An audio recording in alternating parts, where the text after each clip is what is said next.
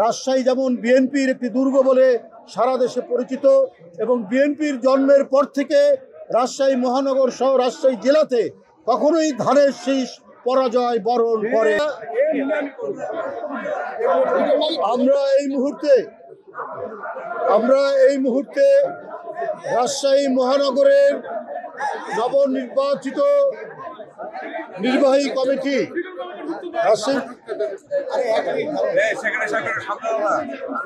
নবনির্বাচিত পূর্ণাঙ্গ কমিটির নেতৃবৃন্দ, মহান স্বাধীনতার ঘোষক শহীদ রাষ্ট্রপতি জিয়াউর রহমানের মাজারে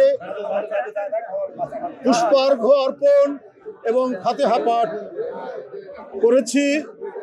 ফাতেহা পাঠ শেষে সেখানে মহানগরের নেতৃবৃন্দকে নিয়ে শপথ অনুষ্ঠান পরিচালিত হয়েছে। এখন আপনাদের সামনে দুটি কথা বলার জন্য দাঁড়িয়েছি। রাজশাহী মহানগর অত্যন্ত ঐতিহ্যবাহী একটি এলাকা, একটি মহানগর। এখানে দেশের বিশিষ্ট রাজনীতিবিদগণ এই মহানগর কমিটিতে তারা নেতৃত্ব দিয়েছেন। প্রথম প্রতিষ্ঠাতা সভাপতি ছিলেন বিএনপির জাতীয় স্থায়ী কমিটির সদস্য সাবেক ডাকসুর ভিপি অধ্যাপক একরামুল হক। এই ধারাবাহিকতায় পরবর্তীতে রাজশাহীর মেয়র জনাব মিজানুর রহমান মিনু সহ আজকে নতুন কমিটি মামুনুর রশিদ এবং রিটন মাহফুজুর রহমান রিটন সভাপতি সাধারণ সম্পাদক নতুন কমিটি আজকে এখানে পুষ্পার্ঘ অর্পণ করেছে। বন্ধুরা আমার,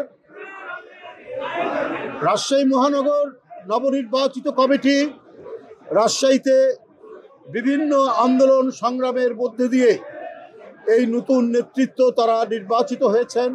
এদের সাথে আরও যে সমস্ত নেতৃবৃন্দ আছেন প্রত্যেকেই অত্যন্ত যোগ্য এবং যারা এক সময় রাজশাহীতে বিশেষ করে এরশাদ বিরোধী আন্দোলন থেকে ফ্যাসিবাদ বিরোধী আন্দোলনের প্রতিটা কর্মসূচিতে অত্যন্ত দক্ষতার সাথে সাহসিকতার সাথে তারা অংশগ্রহণ করেছেন। কেউ রাজশাহী একটি শিক্ষানগরী, এই নগরীর বিভিন্ন শিক্ষা প্রতিষ্ঠানে অনেকে নির্বাচিত সাধারণ ছাত্রদের নির্বাচিত ভিপিজিএস ছিলেন। এই নেতৃবৃন্দরাও এই কমিটির মধ্যে রয়েছেন। বন্ধুরা আমার, আমরা মনে করি বর্তমান কমিটির নেতৃত্বে রাজশাহী যেমন বিএনপির একটি দুর্গ বলে সারা দেশে পরিচিত এবং বিএনপির জন্মের পর থেকে রাজশাহী মহানগর সহ রাজশাহী জেলাতে কখনোই ধানের শীষ পরাজয় বরণ করেনি।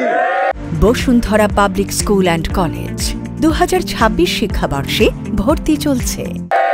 সেই ধারাবাহিকতা অব্যাহত থাকবে।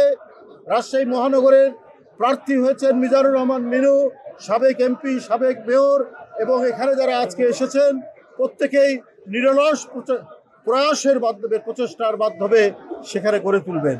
বন্ধুরা আমার, আমরা মনে করি এই ধারা অব্যাহত রেখে রাজশাহীকে একটি সন্ত্রাস বিমুখ শান্তিময় শহরে পরিণত করবে।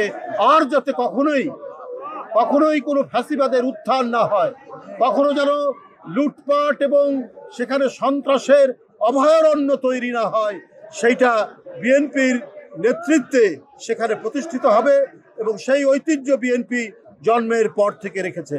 আমরা আজকে দেখছেন, হ্যাঁ, রাষ্ট্রীয়ভাবে গুম খুন নেই, রাষ্ট্র এর সাথে জড়িত নয়, কিন্তু সমাজে সন্ত্রাসীরা তারা দাপিয়ে বেড়াচ্ছে। সমাজের মধ্যে বিভিন্ন ক্ষেত্রে গুম খুনের সংখ্যা বাড়ছে। এই যে যুবদল নেতা কিবরিয়াকে মিরপুরে হত্যা করা হলো, কেন হচ্ছে? তাহলে আজকে যারা খুনি, আজকে যারা সমাজ বিরোধী, আজকে যারা সন্ত্রাসী, এদেরকে দমন করার জন্য সরকারের তেমন একটা প্রচেষ্টা বা উদ্যোগ নেই। আমি আগেও বলেছি, সরকারের দিক থেকে হয়তো হচ্ছে না, যেমন শেখ হাসিনার আমলে হয়েছে, শেখ হাসিনার নির্দেশে গুম খুন বিচার বহির্ভূত হত্যা, সেটা হয়তো হচ্ছে না, কিন্তু আজকে সমাজ বিরোধীরা, সন্ত্রাসীরা জনপদের পর জনপদ বিভিন্ন জায়গায় আজকে অবস্থান নিয়েছে বলেই আবারও বিএনপির নেতাকর্মীরা হত্যাকাণ্ডের শিকার হচ্ছেন, তারা নিহত হচ্ছেন। এইটা হতে পারে না। আজকে অন্তর্বর্তীকালীন সরকারের যারা রয়েছেন তারা তো নিরপেক্ষ সরকার, তারা নিরপেক্ষভাবে তারা অপরাধ দমন, সন্ত্রাস দমন এই কাজগুলো করবেন। কিন্তু আমরা সেই দিক থেকে অনেক শিথিলতা দেখছি। আমরা সেই দিক থেকে